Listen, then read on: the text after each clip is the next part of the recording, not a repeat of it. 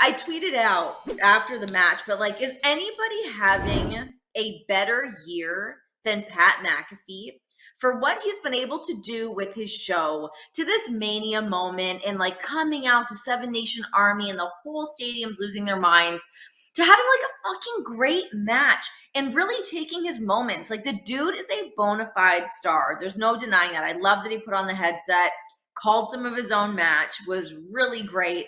And then to go out there, take a stunner, to have like a match with Vince, that's bucket list shit that nobody in the past like 20 years thought that they'd be able to have. It's crazy.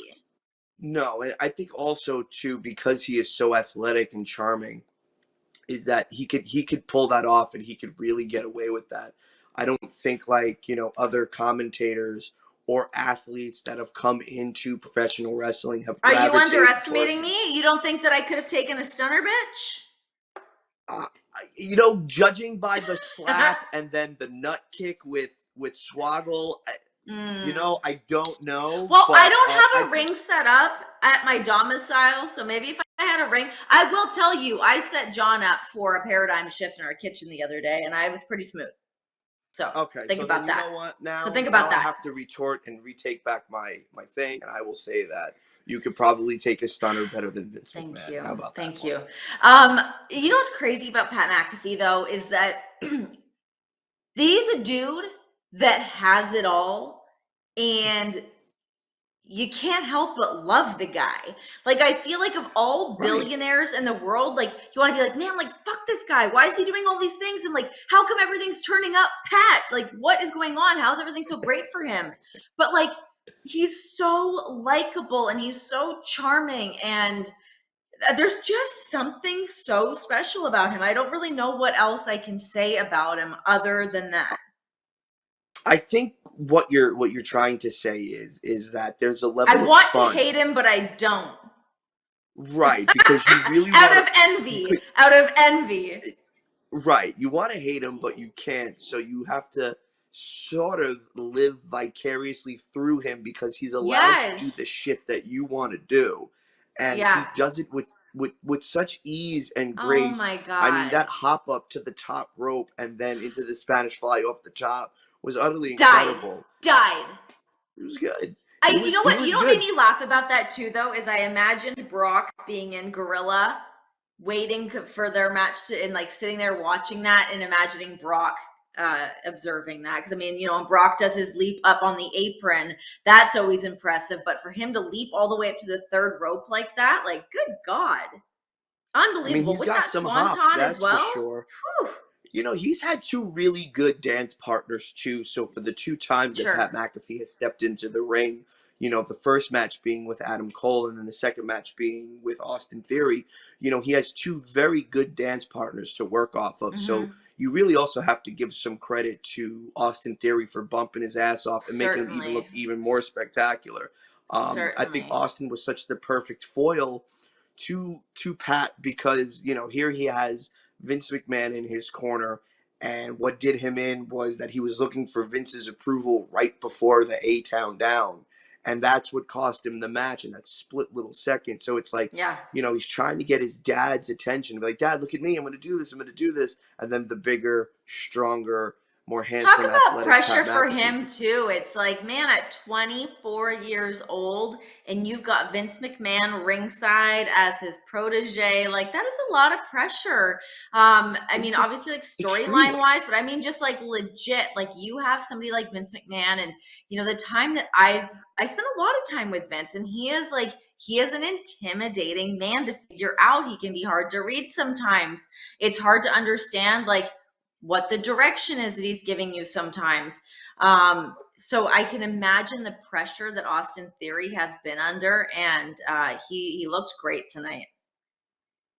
Very absolutely. Impressive. I think he was ripped up, and then Vince takes his shirt off, and then you see that the guy still has an impressive lat spread and a not surprised chest.